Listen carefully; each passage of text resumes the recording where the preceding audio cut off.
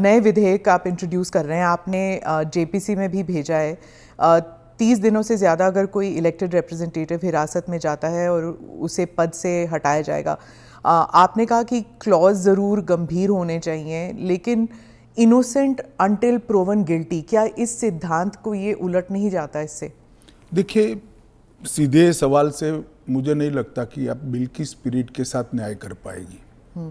मैं आपके माध्यम से पूरे देश की जनता को बताना चाहता हूं कि 130वां संशोधन क्या है।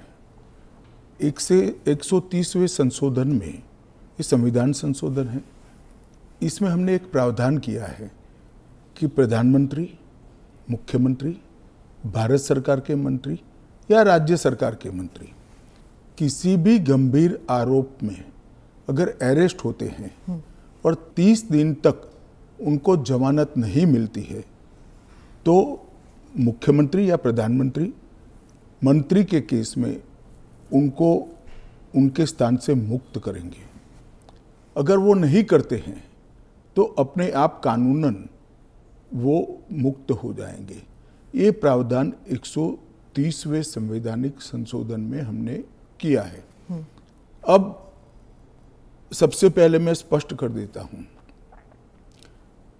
संसद के अंदर चुनी हुई सरकार कोई भी विधेयक लाए या संवैधानिक संशोधन लाए, इसको सदन के सामने रखने में क्या विरोध हो सकता है?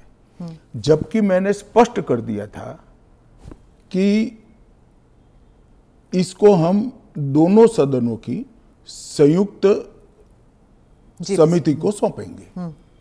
वहां आप आपके विचार व्यक्त कर सकते हैं।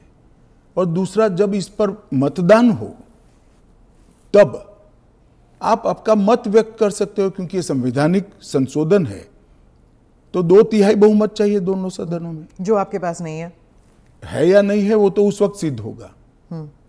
परंतु उस वक्त आप अपना विचार भी रख सकते हो और वोट भी कर सकते हो।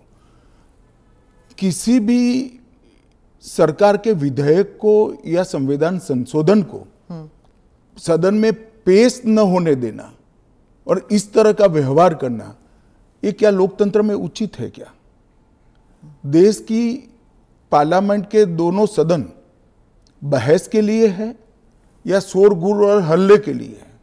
मुद्दे का विरोध हमने भी देखा है, हमने भी करा है, परंतु बिल को पेश न होने देने की एक प्रकार की मानसिकता मैं नहीं मानता हूं कि ये लोकतांत्रिक है।